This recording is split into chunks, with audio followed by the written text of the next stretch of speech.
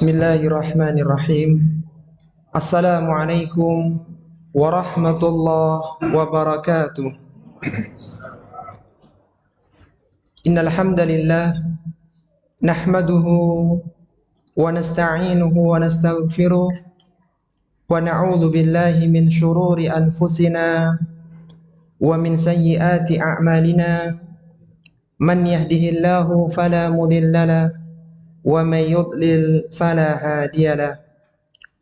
Wa ashhadu an la ilaha illallah wahdahu la syarikalah wa ashhadu anna Muhammadan abduhu wa rasuluhu amma ba'du.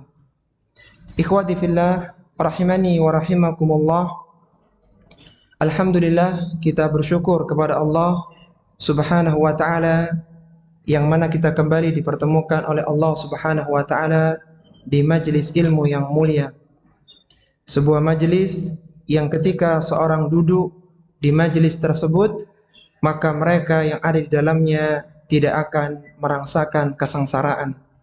Sebagaimana Allah Subhanahu wa taala berfirman tentang keutamaan majelis ilmu dalam hadis qudsi, Allah Subhanahu wa taala berfirman, "Humul julaza la yashqa bihim jalisuhum." Mereka adalah orang-orang yang duduk di majelis ilmu yang tidak akan pernah sengsara orang-orang yang duduk bersama mereka. Kita bersyukur kepada Allah Subhanahu wa taala yang mana kita sebagai umat akhir zaman diberikan anugerah dengan kitab suci Al-Qur'an yang merupakan kitab yang sempurna yang tidak akan berubah isinya. Dan barang siapa yang cinta kepada Al-Qur'an, niscaya Allah Subhanahu wa taala dan Rasulnya akan mencintainya. Sebagaimana perkataan dari Abdullah bin Mas'ud radhiyallahu taala anhu, beliau pernah mengatakan, "Man ahabbal Qur'ana fahuwa yuhibbullahu wa rasuluhu." Barang siapa yang dia cinta kepada Al-Qur'an, maka Allah Subhanahu wa taala dan Rasulnya akan mencintainya. Di antara bentuk kecintaan kita kepada Al-Qur'an adalah kita mempelajari tafsir dari ayat-ayat Al-Quran sebagaimana Allah Subhanahu wa taala perintahkan di dalam kitab sucinya, itu Al-Quranul Karim yang mulia. Allah berfirman, "Inna afala yatadabbaruna al-Quran am ala qulubin aqfaluha." Kata Allah Subhanahu wa taala, mengapa mereka tidak mau mentadabburi Al-Quran? Apakah hati mereka telah terkunci? Jadi semoga duduknya kita di majelis ilmu, di majelis kajian tafsir Al-Quran ini menjadikan Allah Subhanahu wa taala mencintai kita, mengangkat derajat kita, dan menghapuskan semua dosa dan kesalahan kita. Ikhwati fillah rahimani wa rahimakumullah, kita telah sampai di tafsir surat At-Talaq, surat yang ke-65, terdiri dari 12 ayat. Surat ini Allah turunkan sesudah Allah Subhanahu wa taala menurunkan surat Al-Insan, dan surat ini termasuk dari surat-surat Madaniyah. Artinya surat yang diturunkan sesudah hijrahnya Nabi sallallahu alaihi wasallam ke Madinah. Di antara pola dari surat-surat Madaniyah adalah surat itu berisi tentang hukum, tentang aturan syariat, yang kalau di dalam surat Makkiyah maka biasanya berisi tentang tauhid, tentang akidah, tentang keyakinan adanya kebangkitan setelah kematian dan yang semisalnya. Adapun surat Madaniyah maka biasanya berbicara masalah hukum, masalah fikih. Dan pada kesempatan malam hari ini kita akan pelajari salah satu hukum dalam Islam, yaitu tentang hukum talak. Yang menarik ikhwati fillah rahimani wa rahimakumullah, kita tahu bahwasanya Allah Subhanahu wa taala itu menurunkan surat At-Talaq ini, dan Allah tidak menurunkan surat An-Nikah atau bahkan surat At-Ta'addud, surat tentang pernikahan dan surat tentang poligami. Tapi yang justru Allah Subhanahu wa taala turunkan adalah surat At-Talaq. Dan surat At-Talaq ini berapa ayat tadi isinya? 12 ayat. Itu 2/3-nya membahas tentang bagaimana fikih talak. Bahkan masalah iddah yang juga bagian dari masalah talak itu semuanya Allah tentukan. Ada 4 iddah itu, semuanya ditentukan oleh Allah Subhanahu wa taala di dalam Al-Qur'an. Ini menunjukkan bahwasanya seorang muslim dan muslimah hendaknya tahu salah satu fikih dalam Islam, yaitu fikih talak. Kenapa Allah Subhanahu wa taala memberikan atau menurunkan surat At-Talaq secara khusus? Tidak menurunkan surat An-Nikah atau At-Ta'addud yang juga berkaitan masalah nikah? Karena talak adalah salah satu pintu emergensi untuk menyelamatkan bahtera rumah tangga yang sudah di ujung tanduk keruntuhan. Kalaulah kita boleh membuat sebuah analogi, perumpamaan, sebelum kita menikmati indahnya perjalanan di atas kapal, indahnya perjalanan di atas pesawat, maka kita sebagai penumpang harus tahu kalau pesawat ini, kapal ini mengalami masalah.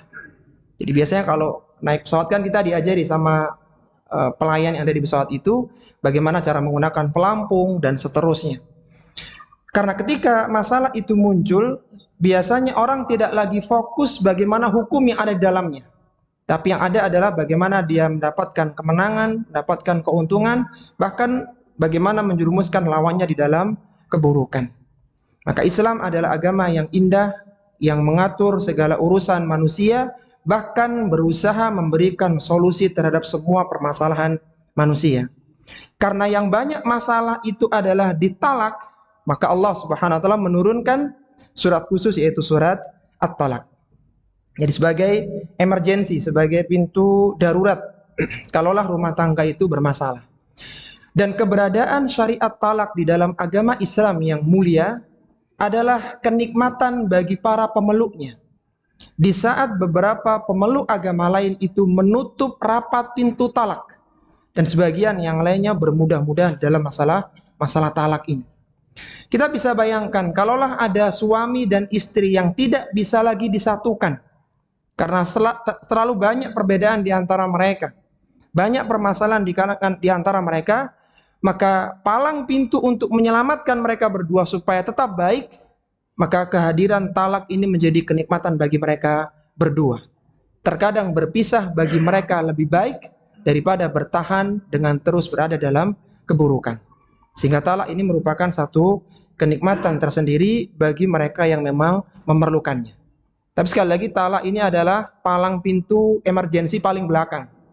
Jadi tidak boleh dibuka kecuali memang kondisinya sangat darurat sekali. Tapi sekarang kita masuk pada surat At-Talaq ini. Allah Subhanahu wa taala berfirman, A'udzu billahi minasyaitonir rajim. Bismillahirrahmanirrahim. Ya ayyuhan nabiyyu idza talaqtumun nisaa fatallikuhunna liiddatihinna wa ahsul iddah.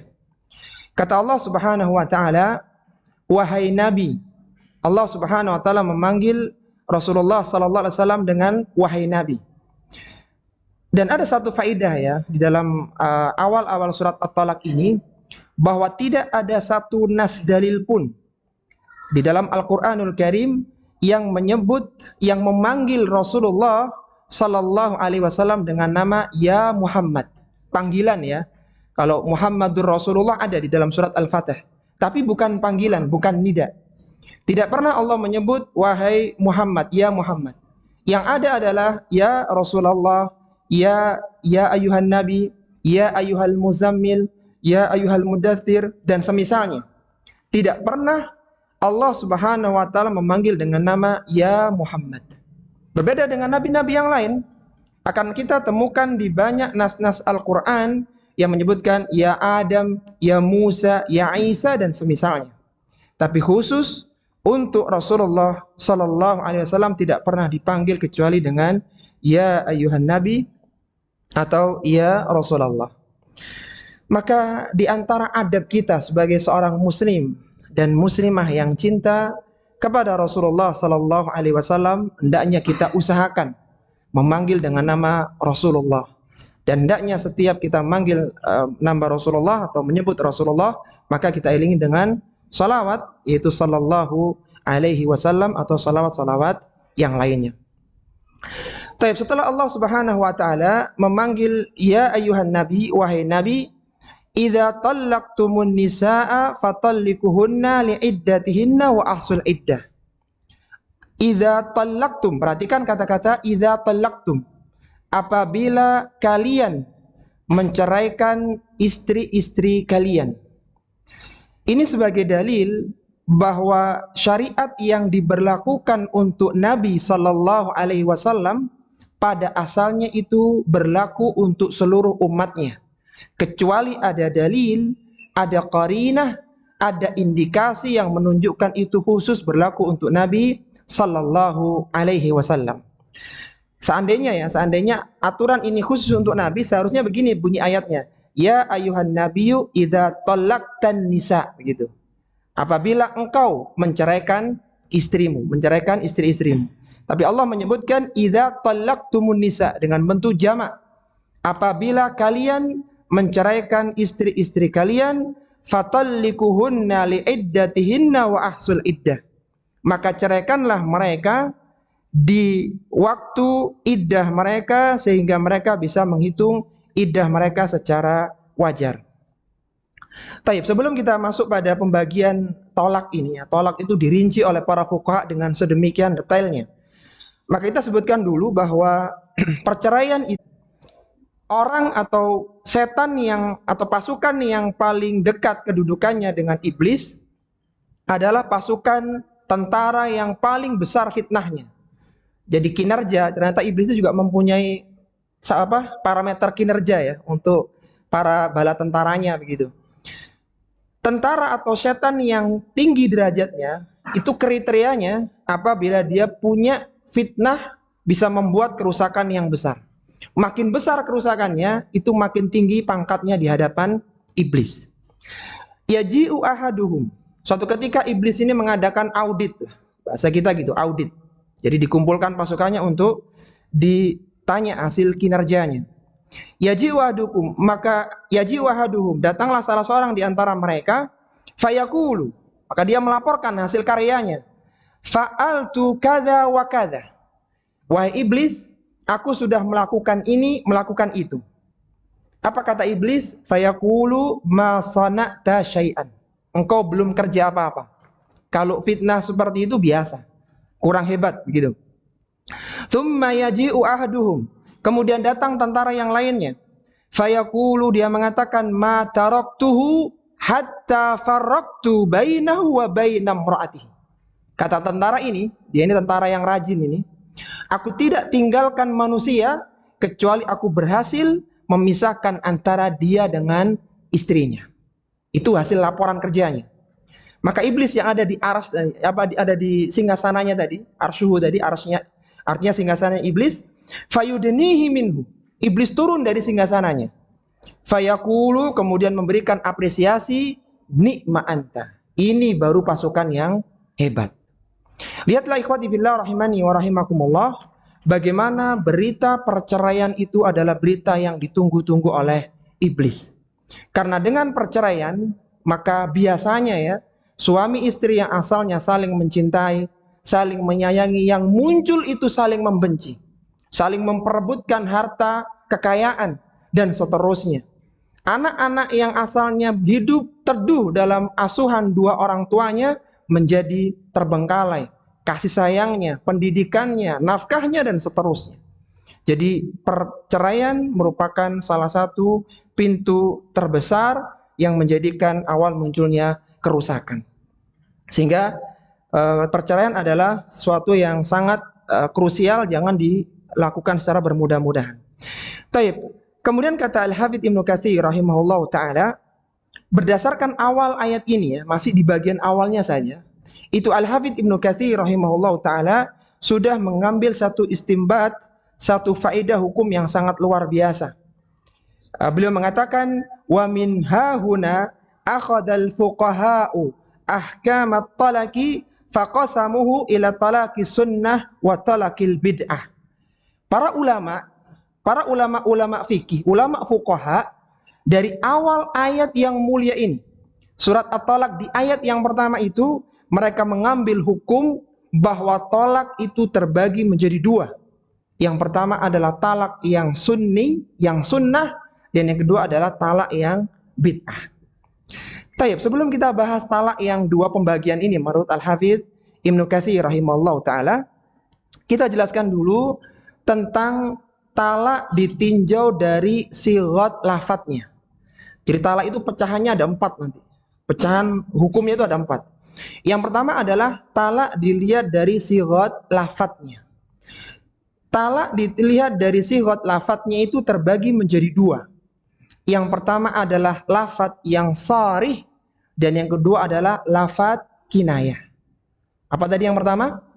Lafadz yang sharih dan yang kedua lafadz kinayah. Ini perlu kita ketahui para ikhwah, karena jangan sampai orang itu mengucapkan kata-kata yang sebenarnya itu masuk dalam kategori talak sehingga bisa jatuh hukum talak dengan konsekuensi hukum yang ada. Apa itu lafadz yang sharih? Lafadz yang sharih adalah lafadz yang tidak ada makna lain kecuali talak, cerai dan yang semisalnya. Misal seorang mengatakan, misalnya ya, suami mengatakan kepada istrinya, aku menceraikanmu. Aku menceraikanmu. Atau bahasa Jawa kita apa itu? Ya gitulah ya, pokoknya cerai begitu ya. Intinya kata itu tidak ada makna lain kecuali cerai. Maka ucapan ini, ucapan yang sharih ini diucapkan oleh suami dengan sengaja atau dengan bergurau langsung jatuh talak. Sebagaimana kata Nabi sallallahu alaihi wasallam, "Tsalatsun jidduhunna jiddun wa hazluhunna jiddun." Ada 3 ucapan yang dilakukan dengan sungguh-sungguh, maka dia sungguh-sungguh. Dilakukan dengan bergurau, dia hukumnya sungguh-sungguh. Apa itu? An-nikahu wat talaqu war raja'ah. Nikah, talak dan rujuk. Jadi hati-hati, yang berperan pura-pura nikah, ketika terpenuhi syaratnya, maka bisa jadi suami istri beneran. Demikian pula perceraian, ketika suami istri ini bergurau, kemudian terlontar kata-kata karena suami nggak nyaman ya dengan gurauan istri misalnya, dia katakan, sudah, engkau aku ceraikan. Ucapan ini para ikhwah, secara hukum fikih langsung jatuh talak. Talak yang pertama. Taib, itu ucapan secara sharih. Yang kedua adalah talak dengan lafadz yang kinayah.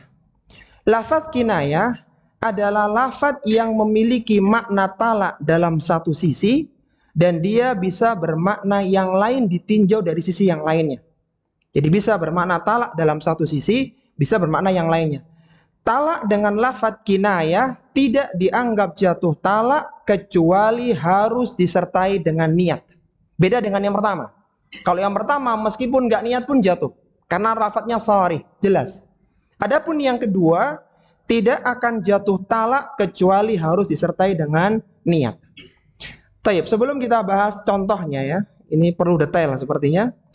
Dari mana dalil masalah ini? Dalil adanya lafadz kinayah diantaranya adalah hadis dari yang dikeluarkan oleh Imam Bukhari yang disebut dengan hadis Abu Zar. Hadis Abu Zar, hadisnya cukup panjang dalam Sahih Bukhari. Ceritanya begini ya, menarik cerita itu. Sehingga nanti salah satu istimbatul ahkamnya, hukum yang keluar dari Abu Zar itu, hadis Abu Zar atau hadis Ummu Zar itu adalah tentang adanya lafadz kinayah dalam Islam. Lafadz kinayah untuk talak dalam Islam. Ceritanya begini. Ada Aisyah radhiyallahu taala anha bersama dengan 11 orang wanita. Dan masing-masing wanita tersebut menceritakan suami-suami mereka. Dan cerita ini disampaikan oleh Aisyah kepada Rasulullah Shallallahu Alaihi Wasallam. Mulailah wanita pertama cerita tentang suaminya, wanita kedua sampai yang terakhir itu ada namanya Ummu Zar. Itu wanita yang ke-11, Ummu Zar. Nah, di giliran Ummu Zar ini dia cerita bahwa dulu aku itu dinikahi oleh Abu Zar. Ya namanya juga Ummu Zar ya, suaminya pasti Abu Zar. Siapa itu Abu Zar? Tahukah kalian siapa Abu Zar? Kata Ummu Zar. Abu Zar adalah orang yang sangat baik. Dia memuliakanku. Dialah yang menggumukkan tubuhku. Orang tuanya baik, anaknya menurut. Dia sebutkan kebaikan-kebaikan Abu Zar. Ringkasnya begitu. Sampai kapan? Sampai suatu ketika Abu Zar ini keluar. Dia keluar, kemudian dia lihat seorang janda dengan 2 orang anaknya yang sedang, ya dalam teks hadis itu mempermainkan delima ibunya. Begitu. Maka Abu Zar pun akhirnya muncul kecintaan kepada wanita itu. Pulang dia ke rumah, maka dia menceraikanku. Dan nikahlah Abu Zar dengan janda tersebut. Ya, makanya harus hati-hati ini. Harus hati-hati. Ala kuliah yang jelas, akhirnya cerailah Ummu Zar ini. Setelah cerai dengan Abu Zar, maka Ummu Zar pun nikah dengan laki-laki yang lain. Dan dia cerita bahwa laki-laki atau suamiku yang kedua itu orang yang baik. Dia memuliakanku, dia memberi makanku, dan seterusnya. Terakhir dia katakan begini, kebaikan suamiku yang kedua dibandingkan dengan kebaikan Abu Zar yang dulu, itu tidak sampai melebihi pancinya Abu Zar. Jadi sebaik apapun suamiku yang kedua itu nggak ada apa-apanya dibandingkan dengan kebaikan Abu Zar. Selesai cerita itu. Jadi ini ceritanya Ummu Zar disampaikan ulang oleh Aisyah, yang dengarkan siapa? Rasulullah sallallahu alaihi wasallam. Setelah selesai, Aisyah mengatakan bahwasanya Ummu Zar mengatakan suaminya yang kedua dibandingkan dengan Abu Zar itu nggak sampai melebihi dari pancinya Abu Zar. Maka apa kata Nabi sallallahu alaihi wasallam? Kuntu laki ka Abi Zar'in li Ummi Zar'in. Wahai Aisyah, kedudukanku bagimu seperti Abu Zar kepada Ummu Zar. Coba antum perhatikan kalimat ini. Kedudukanku bagimu seperti Abu Zar kepada Ummu Zar. Di satu sisi, ini lafaz Rasulullah ya, dalam hadis Bukhari.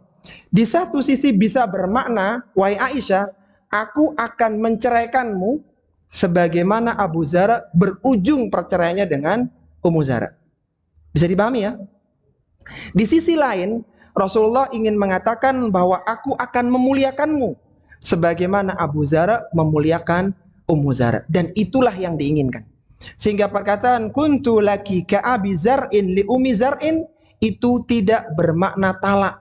Bukan berarti Rasulullah mentalak Aisyah, tapi Rasulullah ingin memuliakan Aisyah sebagaimana Abu Zar memuliakan Ummu Zar.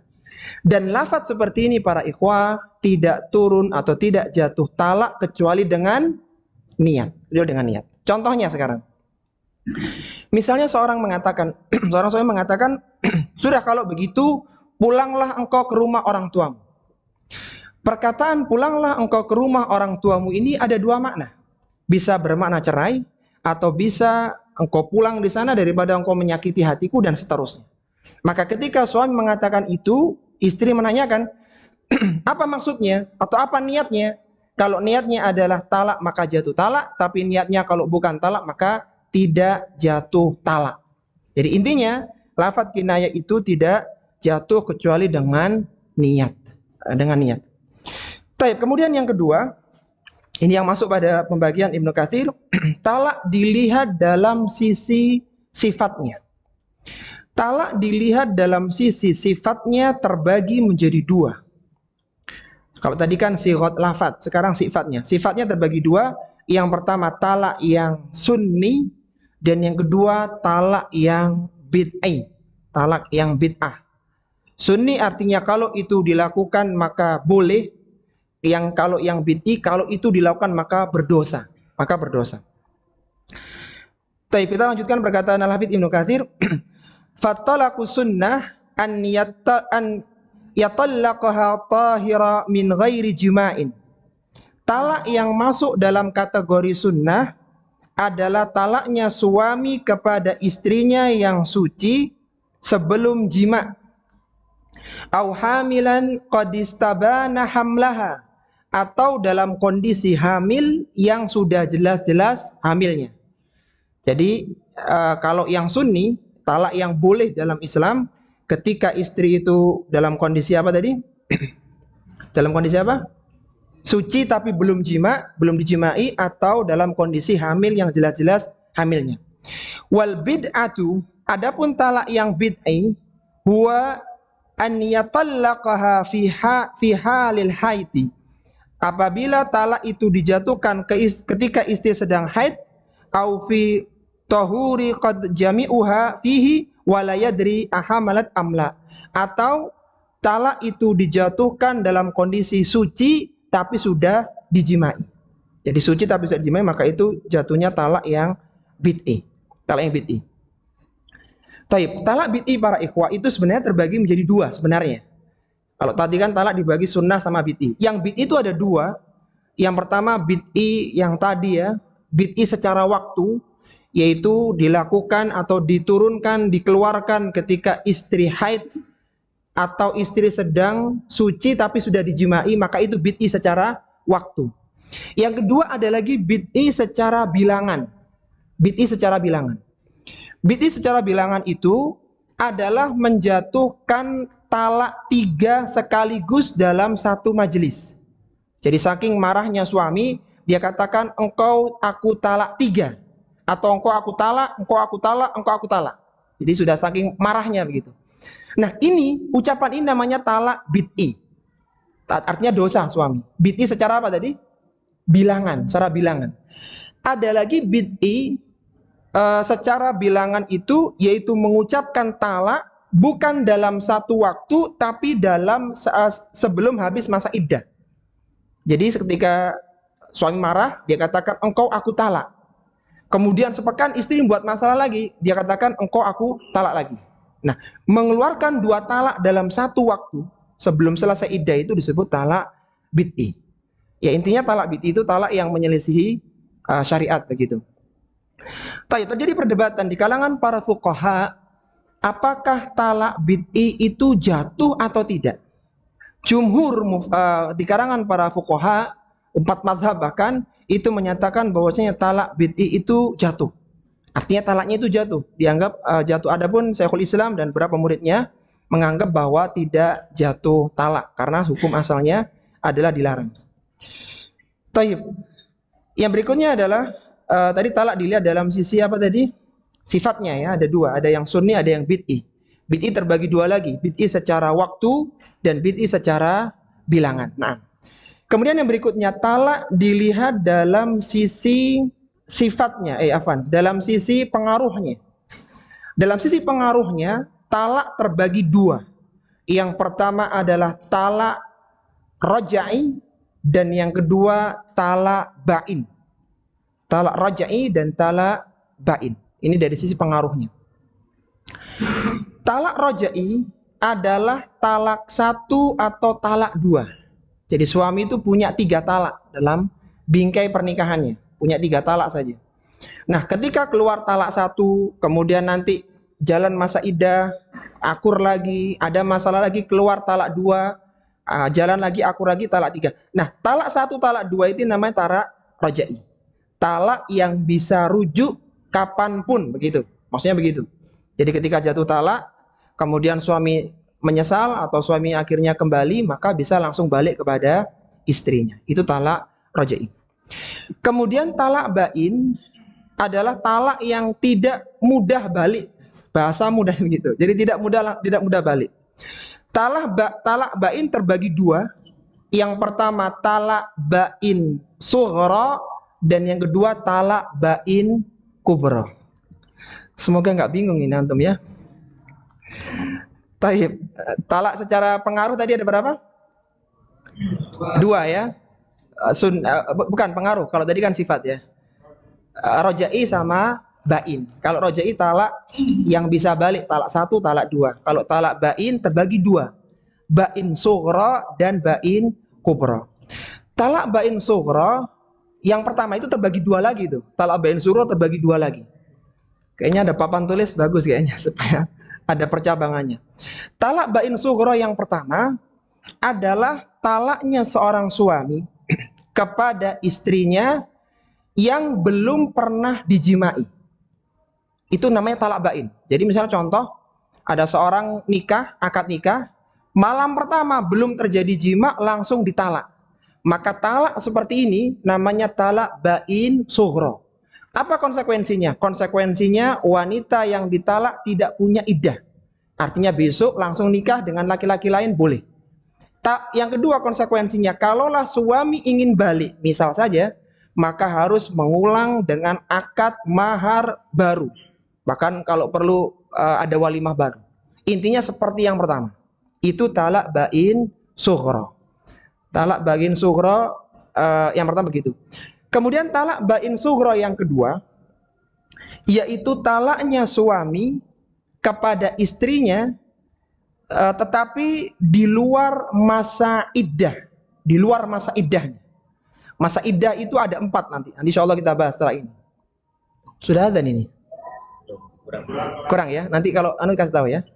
Taib. Talak bain sughra yang kedua adalah keluarnya atau rujuknya seorang suami di luar masa iddah, dalam masa iddahnya. Itu masuk talak bain sughra. Adapun talak bain kubra adalah istri yang ditalak 3 oleh suaminya, 3 kali mendapatkan talak, maka istri seperti ini tidak bisa balik ke suami yang pertama kecuali dia dinikahi oleh suami yang baru, kemudian suami yang baru itu menceraikannya atau ditinggal mati, lalu selesai masa iddahnya dan di dalam pernikahannya itu terjadi jima yang sahih, artinya bukan rekayasa, baru setelah selesai masa iddah itu istri yang tadi ditalak boleh balik ke suami yang pertama. Itu talak bain kubro. Dikatakan kubro karena proses baliknya itu sulit sekali. Tapi itu masih mending, karena nanti ada diantaranya bentuk efek dari li'an, itu nggak bisa balik selama-lamanya. Li'an itu adalah sumpahnya suami kepada istri yang menuduh perzinaan. Itu ada li'an dan itu nggak bisa balik. Kalau talak bain kubro masih bisa kembali. Taib yang terakhir, talak dilihat dari sisi terjadinya terbagi 3. Ada yang munajjas, yang langsung terjadi ketika tidak dikaitkan dengan syarat. Misalnya, engkau aku ceraikan. Kapan cerainya? Ya setelah berhenti mengucap itu jatuh cerai, langsung terjadi. Yang kedua adalah talak yang mudhaf ilal mustaqbal, yang dikaitkan dengan waktu tertentu. Misalnya seorang suami mengatakan kepada istrinya, aku akan menceraikanmu pekan depan. Maka kapan cerainya? Ya pekan depan, karena disebutkan ada waktunya. Yang ketiga adalah mu'allaq ala syartin, perceraian yang dikaitkan dengan syarat tertentu. Misalnya begini, suami ini nggak suka dengan tetangga sebelah misalnya ya. Kemudian dikatakan, wahai istriku, kalau engkau masih menginjakkan kaki di tetangga sebelah, maka aku ceraikan. Nah, maka saat terpenuhi syaratnya, maka jatuhlah cerai. Jadi cerai atau talak itu dikaitkan dengan syarat. Muncul pertanyaan begini, bagaimana kalau istrinya itu hari pertama ke tetangganya, hari kedua ke tetangganya, jadi 3 kali dia. Maka kata para ulama, yang jatuh talak adalah ketika terpenuhi syarat untuk kali pertama. Jadi cuma sekali, meskipun setelah itu dia bolak-balik ke tetangganya, ya sudah, tetap jatuhnya talak sekali. Taib. Kemudian yang berikutnya sebelum kita bahas tentang ini ya, kita bahas tentang masa iddah. Masa iddah. Masa iddah itu ada 4 ya. Masa iddah ada 4. Yang pertama adalah iddah dengan quru. Iddah dengan quru. Sebagaimana Allah berfirman dalam surat Al-Baqarah, wal mutallaqatu yatarabbasna bi anfusihinna thalathata quru. Dan bagi wanita-wanita yang ditalak, hendaknya menahan diri mereka dengan 3 quru. Para ulama fuqaha berbeda penafsiran tentang quru di situ. Dan pendapat yang kuat ya, ada yang mengatakan quru itu suci, ada yang mengatakan quru itu adalah haid. Dan kami lebih cenderung quru itu adalah haid. Jadi 3 kali haid. Sudah adzan. Tapi kita simak adzan dulu sebelum kita lanjutkan. Wassallallahu ala nabiyyina Muhammadin wa ala alihi wa sahbihi wa sallama tasliman katsira.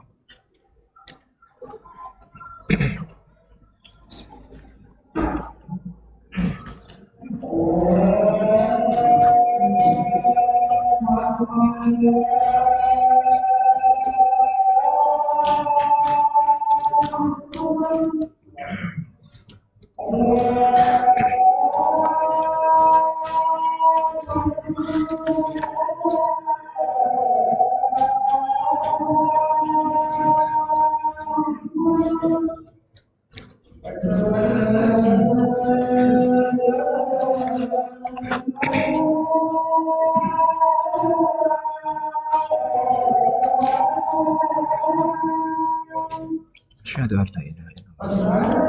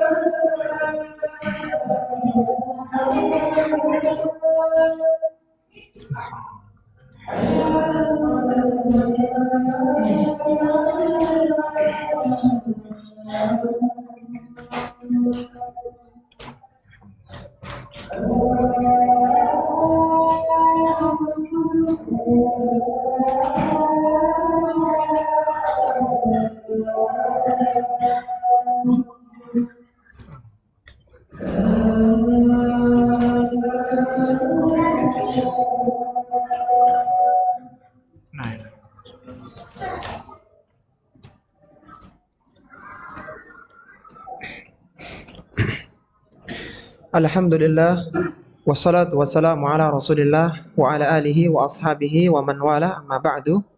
Sebelum kita lanjutkan pembahasan tentang iddah, coba kita murajaah dulu ya, sambil membantu yang tertinggal dalam mencatat. Talak tadi secara sighat lafadznya terbagi berapa?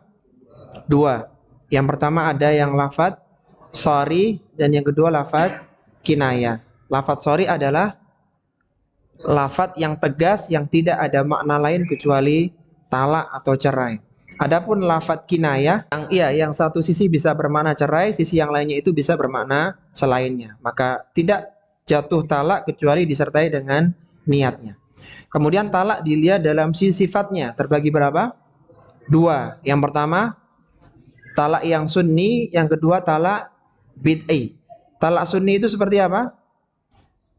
Yang dijatuhkan ketika istri sedang suci dan belum digauli atau istri sedang hamil. Adapun talak bid'i terbagi dua lagi. Ada bid'i secara waktu. Kapan waktunya yang bid'i? Ketika haid atau ketika suci dan sudah digauli. Dan secara bilangan, yang kedua secara bilangan, yaitu bisa menjatuhkan 3 talak sekaligus atau 3 talak masih dalam satu majelis, begitu. Kemudian talak dilihat dari sisi pengaruhnya. Terbagi berapa? Terbagi dua. Yang pertama talak roja'i dan yang kedua talak ba'in. Talak roja'i adalah talak 1 dan talak 2. Adapun talak ba'in terbagi dua lagi. Ada talak ba'in sughra dan talak ba'in kubra. Talak ba'in sughra ada dua pecahannya. Yang pertama apa tadi?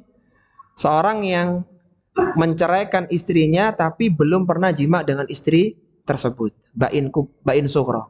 Kemudian talak ba'in sughra yang kedua apa tadi? Iya, jadi seorang suami mentalak istrinya dan rujuknya itu di luar masa iddah. Di luar masa iddah sehingga perlu akad mahar baru lagi. Itu kalau di istilah kita mungkin bangun nikah begitu ya. Datang ke KUA dengan walinya, akad lagi di KUA. Itu karena sudah expired ya, sudah di luar masa iddah gitu. Taib, kemudian talak dilihat dalam sisi terjadinya. Ada 3. Yang pertama apa tadi? Talak yang langsung, yang ketiga tidak dikaitkan dengan syarat tertentu.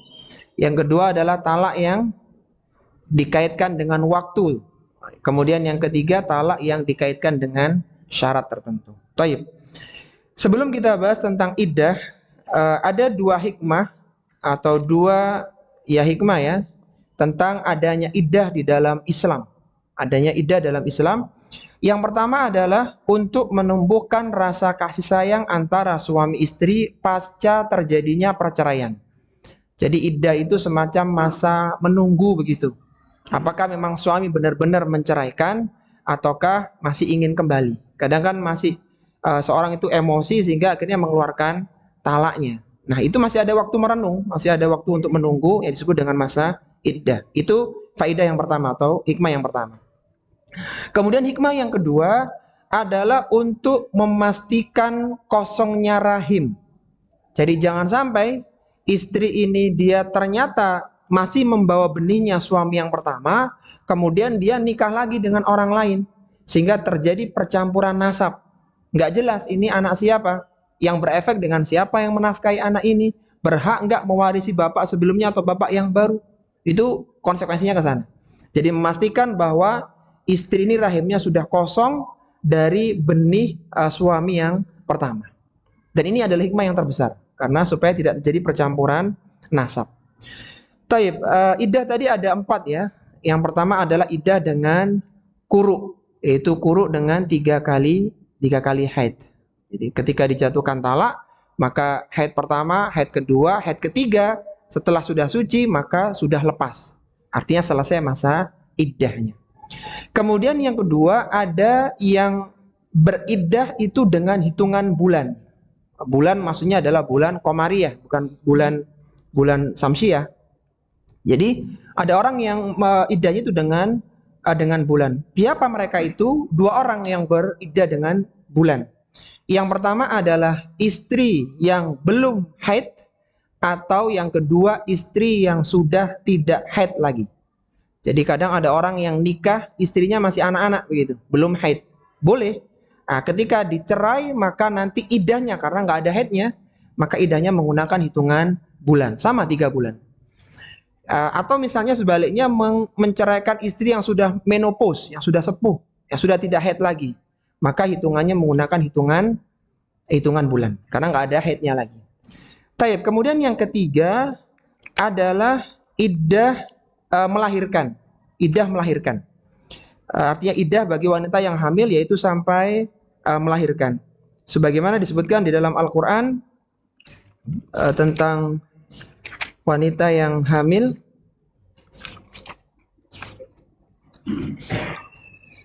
Iya. Oh, Masya Allah. Iya, jadi ada iddah karena melahirkan ya. Dan ini adalah iddah yang terbesar.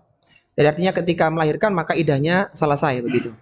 Taib. Kemudian yang berikutnya adalah yang keempat, iddah karena wafat. Iddah karena wafat ini selama 4 bulan 10 hari. Sebagaimana firman Allah dalam surat Al-Baqarah, "Walladzina yatawaffawna minkum wa yadharuna azwaja yatarabbasna bi anfusihinna arba'ata ashhurin wa asyra." Dan orang-orang yang meninggal dunia di antara kalian dengan meninggalkan istri-istri, maka hendaknya menangguhkan dirinya, itu mereka beriddah kapan? Arba'ata ashhuri wa asyra. Selama 4 bulan 10 hari. Jadi ada iddah quru, iddah bulan, iddah melahirkan, dan iddah wafat. Dan semua iddah ini dalam Al-Quran. Taib, muncul pertanyaan begini. Kalau semua iddah itu ada, maka mana yang dimenangkan? Misalnya begini para ikhwah. Ada istri sedang hamil 9 bulan. Misalnya ya. Kemudian suami itu mentalaknya. Boleh apa enggak seperti ini? Secara hukum talak. Boleh apa enggak? Hamil. Ini udah jelas-jelas hamil nih. 9 bulan bahkan udah besar. Boleh apa enggak menjatuhkan? Boleh. Karena ini yang sunni begitu. Kemudian ternyata sebulan setelah atau 10 hari ya, kan sudah 9 bulan. 9 bulan, 10 hari atau 5 hari lah ya.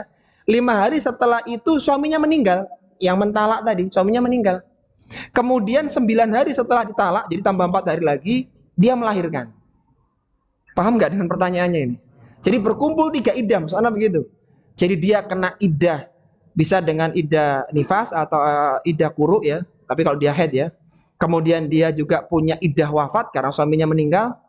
Dan dia juga punya kewajiban iddah melahirkan. Tayyib. Nah, totalnya berapa iddah dia kalau gitu? Kenapa? 4 bulan 10 hari. Iya, itu pendapatnya Ali bin Abi Thalib. Jadi pakai iddah yang panjang. Ada lagi pendapat lain. Masih ingat ya hikmah iddah tadi? Salah satunya adalah memastikan kosongnya rahim. Maka iddah yang terkuat dari 4 iddah itu adalah iddah melahirkan. Karena ketika lahir ya sudah jelas kosong, dalamnya udah nggak ada apa-apa begitu. Maka ketika bertemu iddah model apapun, ketika kena iddah melahirkan, maka selesai masa iddahnya. Jadi tadi seharusnya wanita ini kan harusnya beriddah 4 bulan 10 hari karena meninggal suaminya. Tapi karena 5 hari itu sudah keluar anaknya atau melahirkan, maka besok kalau dia mau nikah lagi sudah boleh setelah melahirkan. Jadi boleh kalau mau ya. Secara hukum itu diperbolehkan. Artinya nggak harus nunggu 4 bulan 10 hari. Taib. Itu iddahnya. Yang berikutnya Allah Subhanahu wa taala berfirman, ini masih di ayat yang pertama ya, Masya Allah. Wattaqullaha rabbakum la tukhrijuhunna min buyutihinna wa la yahrujna illa ayyatina bifahishatin mubayyinah. Allah Subhanahu wa taala berfirman, dan bertakwalah kalian kepada Rabb kalian, bertakwalah kepada Allah Rabb kalian. Kenapa ada kata-kata wattaqullaha rabbakum? Karena biasanya ya, kita bicara realita, talak itu nggak ada yang tahu kecuali suami dan istri. Kadang anak-anak aja nggak tahu. Apalagi hitungan iddah. Sehingga bisa jadi orang itu mengelabuhi iddah. Seharusnya iddahnya belum selesai, tapi karena dia tidak menjelaskan kapan perceraiannya, akhirnya terjadilah percampuran nasab. Dan ini nggak boleh. Jadi karena sifatnya itu sirri, maka Allah ingatkan wattaqullaha rabbakum. Bertakwalah kalian kepada Rabb kalian. Meskipun nggak ada yang lihat, ketika sudah jatuh talak, maka berlakulah iddah itu. Taib, janganlah kalian keluarkan istri-istri kalian, janganlah kalian mengeluarkan istri-istri kalian sampai dari rumah-rumah mereka, dan janganlah diizinkan keluar kecuali apabila mereka mengerjakan perbuatan yang keji yang jelas. Jadi pernyataan ini atau pada potongan ayat yang mulia ini mengingatkan bahwa wanita yang sedang beriddah, maka hukum asalnya dia tidak boleh keluar, hukum asalnya, terutama iddah wafat. Karena iddah wafat ini sebenarnya adalah penghormatan kepada suami. Sebagai bentuk kecintaannya kepada suami, dia mengurung diri dalam tanda kutip ya, di rumahnya selama 4 bulan 10 hari. Jadi hukum asalnya wanita yang dalam masa iddah itu nggak boleh keluar, kecuali ada kebutuhan mendesak. Misalnya dia nggak punya nafkah, harus atau dia menjemput anaknya sekolah, maka sekedarnya saja. Jadi hukum asalnya seperti itu. Dan ya semoga ya pada saatnya nanti itu ada cuti iddah begitu. Kalau cuti melahirkan sudah banyak kan. Nah cuti iddah ini yang nggak ada ini. Padahal begitu suaminya meninggal, seharusnya wanita yang kerja itu harusnya dia beriddah 4 bulan 10 hari. Seperti itu. Taib. Dan tidak boleh dikeluarkan dari rumah, tidak boleh disuruh keluar atau keluar dari rumah illa ayyatina bifahishatin mubayyinah, kecuali wanita tersebut itu melakukan pekerjaan keji yang sangat jelas. Para ulama tafsir menyebutkan 2 tafsiran tentang bifahishatin mubayyinah, keji yang jelas. Yang pertama adalah istri itu melakukan, atau mantan istri ya, mantan istri melakukan perzinaan, terbukti melakukan perzinaan. Atau yang kedua, dia di dalam rumah tapi mencela penghuni rumah. Jadi bahasanya itu kasar, yang menjadikan orang tidak nyaman, maka dia boleh dikeluarkan. Jadi tidak boleh kecuali apabila bifahishatin mubayyinah, ada kekejian yang nyata. Yang pertama adalah dia melakukan zina, atau yang kedua dia mengucapkan ucapan-ucapan yang kotor yang menyakiti penghuni rumah yang lainnya. Wa tilka hududullah wa man yata'adda hududallahi faqad dzalama nafsah. Itulah hukum-hukum Allah. Barang siapa yang melanggar hukum Allah, maka sungguh dia telah berbuat zalim untuk dirinya sendiri. La tadri la'allallaha yuhditsu ba'da dzalika amra. Engkau tidak tahu, engkau tidak mengetahui, mungkin sesudah itu Allah Subhanahu wa taala mengadakan ketentuan yang baru. Maksudnya bisa jadi setelah terjadinya talak itu, suami itu merujuk kembali sehingga mereka kembali bersatu, atau kalau memang terpaksa maka mereka akhirnya berpisah dengan habisnya masa iddah. Baik, kita berpindah ke ayat yang kedua. Allah Subhanahu wa taala berfirman, "Fa idza balaghna ajalahunna fa'amsikuhunna bima'rufin aw farikuhunna bima'ruf." Apabila mereka telah mendekati akhir iddahnya, artinya mau habis masa iddahnya, maka rujuklah mereka dengan baik, aw farikuhunna bima'ruf, atau kalau memang melepaskan maka dengan pelepasan yang baik. Taib. Cara merujuk itu ada dua caranya. Cara merujuk dalam talak itu ada dua. Yang pertama adalah rujuk dengan lisan. Jadi misalnya suami mengatakan aku merujukmu atau aku kembali kepadamu. Ini bisa dilakukan kapanpun. Ya, bisa dilakukan kapanpun selama di dalam masa iddah dengan ucapan. Mau mengatakan aku kembali atau aku ingin bersatu lagi, ingin merujuk. Pokoknya intinya adalah ingin balik dengan istrinya. Itu dengan ucapan. Yang kedua ada yang dengan perbuatan. Jadi setelah cerai, sepekan nggak saling berhubungan, kemudian hujan lebat, lampu mati. Nah, akhirnya mereka berdua tanpa banyak bicara, akhirnya terjadilah hubungan suami istri. Ketika terjadi hubungan itu, maka saat itu dianggap rujuk, meskipun tanpa ada bicaraan. Nah, jadi cepat selesai, berarti udah damai, udah rujuk lagi. Itu cara rujuknya ya. Jadi kalau memang sudah di akhir iddah, maka segera putuskan. Ini mau dirujuk atau akan diceraikan. Karena kalau terlambat rujuknya, jatuhnya talak bain sughra. Yang harus akad baru, mahar baru, bahkan kalau perlu walimah baru. Taib. Kemudian kata Allah Subhanahu wa taala, "Au fariqu bima'ruf," atau pisahkan atau berpisahlah kalian dengan cara yang baik. Artinya pisah dengan tidak ada celaan. Jadi jangan lagi ya di akunnya itu mencela mantan suaminya, membongkar mantan istri, itu nggak boleh. Sudah pisah, selesai. Kata Allah, "Au fariquhunna bima'ruf wa ashhidu dzawai adlim minkum," dan persaksikanlah dengan dua orang yang adil di antara kalian. Dua orang yang adil yang dimaksudkan dalam ayat yang mulia ini, hukumnya secara fikih itu adalah sunnah. Jadi tidak harus orang itu yang balik itu saksi, tidak harus ada saksinya. Tidak harus, tapi itu utama. Artinya sunnah saja, beda dengan saksi nikah. Kalau saksi nikah kan wajib, nggak ada saksinya nggak sah nikahnya. Adapun saksi dalam rujuk ya atau perceraian itu, maka sifatnya adalah sunnah dan butuhnya dua orang. Butuhnya dua orang yang mukallaf dan kedua adil. Adil artinya orang itu tidak tampak tanda-tanda kefasikan. Wa aqimus syahadata lillah, dan tegakkan persaksian di antara kalian karena Allah. Dzalikum yu'adu bihi man kana yu'minu billahi wal yaumil akhir.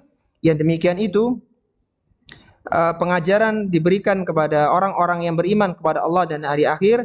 Wa may yattaqillaha yaj'al lahu makhraja. Barang siapa yang bertakwa kepada Allah, niscaya Allah akan berikan jalan keluar baginya. Taib. Allah Subhanahu wa taala mengakhiri pada ayat yang kedua ini, surat At-Talaq pada ayat yang kedua, dengan menyatakan wa may yattaqillaha yaj'al lahu makhraja. Barang siapa yang bertakwa kepada Allah, maka Allah akan berikan jalan keluar bagi permasalahannya. Ayat yang mulia ini, ikhwati fillah, secara urutan redaksi itu berkaitan langsung dengan masalah perceraian. Tapi di sisi yang lainnya ayat ini juga bermakna umum. Di sisi perceraian, bahwa orang yang bercerai, antum bayangkan dari pihak istri lah, dari pihak istri saja. Ketika dia bercerai, maka tidak ada jaminan bahwa dia mendapatkan suami yang lebih baik daripada suami yang pertama. Nggak ada jaminan. Apalagi sudah umur, anaknya sudah banyak. Belum tentu ada yang mau menikah dengan dia lagi. Bisa jadi setelah perceraian itu dia kesulitan mencari nafkah. Yang asalnya dia menjadi wanita yang terima pemasukan, sekarang harus nyari pemasukan. Apalagi anaknya udah banyak. Jadi Allah memberikan yattaqillaha yaj'al lahu makhraja. Barang siapa yang cerainya itu karena ketakwaan kepada Allah, maka yakinlah bahwasanya Allah Subhanahu wa taala akan memberikan jalan keluarnya. Jadi ini harapan begitu. Dan sisi yang lainnya bahwa orang-orang yang bertakwa, maka Allah akan memberikan jalan keluar, solusi dari permasalahan yang dihadapi di dunia maupun di akhirat. Satu ayat lagi ya. Ya, insya Allah pas untuk mengakhiri yang awal-awal surat At-Talaq ini. Taib. Kemudian Allah Subhanahu wa taala berfirman, "Wa yarzuquhu min haitsu la yahtasib." Dan Allah akan memberikan rizki dari arah yang tidak disangka-sangka. Bisa jadi wanita tadi itu ketika dia sudah bercerai, maka dia mendapatkan penghasilan ya, rizki dari jalur yang lain, anaknya pintar dapat beasiswa atau yang lainnya, ada bantuan-bantuan dan semisalnya. Ketika dia perceraiannya karena Allah, karena ketakwaan, maka akan ada rizki dari sisi yang tidak dia sangka-sangka. Wa may yatawakkal 'alallahi fahuwa hasbuh. Barang siapa yang bertawakal kepada Allah, niscaya Allah akan cukupkan. Kalau dulu itu dapat gaji 10 juta dari suaminya, sekarang mungkin hanya 500 ribu, tapi yakin insya Allah akan cukup ketika mereka bertawakal kepada Allah. Innallaha balighu amrihi qad ja'alallahu likulli syai'in qadara. Sesungguhnya Allah telah menetapkan ketentuan bagi tiap-tiap sesuatu. Artinya rezeki tidak akan berkurang. Tapi ini para ikhwah rahimani wa rahimakumullah sebagai muqaddimah ya. Muqaddimah dari surat At-Talaq yang mulia, semoga bisa kita pahami. Dan satu pelajaran umum dari surat yang mulia ini bahwa talak itu seandainya diperlukan maka perlu perencanaan. Seandainya diperlukan ya, itu perlu perencanaan. Karena talak itu ada yang dilarang, ada yang bid'i, ada yang sunni. Itu yang pertama. Jadi enggak emosi talak turun, emosi talak turun, enggak bisa begitu. Lihat dulu kapan waktunya, apakah ini talak yang disunnahkan ataukah tidak. Kemudian yang kedua, lihat tadi, kita sudah sebutkan hadis-hadisnya, aturannya sedemikian rupa. Ketika masuk dalam sekup fikih talak, maka perhatikan hukum-hukum yang ada di sana.